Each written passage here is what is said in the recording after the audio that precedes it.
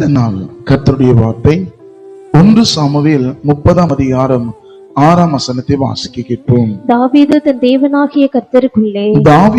தன் தேவனாகிய கர்த்தருக்குள்ளே தன்னை திடப்படுத்திக் கொண்டான். இந்த வார்த்தை தாவீது எல்லாவற்றையும் இழந்து போனவனாய் தன்னோடு கூட நின்றவர்கள் தாவீதுக்கு விரோதமாய் எழுமின வேளையில, தாவீதை அழிக்கலாம் என்று எழுமின மனிதர்கள் வேளையில தாவீது தன் தேவனாகிய கர்த்தருக்குள் தன்னை திடப்படுத்திக் கொண்டான்.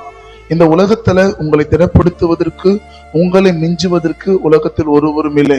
இன்றைக்கு அநேகர் மற்றவர்கள் என்னை ஆற்றுவாங்க, என்னை தேற்றுவாங்க நம்ம நினைக்கிறோம். ஆனா வேதத்துல தாவீது இப்படியா சொல்கிறார், தாவீது தன் தேவனாகிய கர்த்தருக்குள் தன்னை திடப்படுத்திக் கொண்டான். இன்றைக்கு கர்த்தருக்குள் உங்களை திடப்படுத்திக் கொள்ளுங்கள், அது உங்களை வாழச் செய்யும். ஆமென்.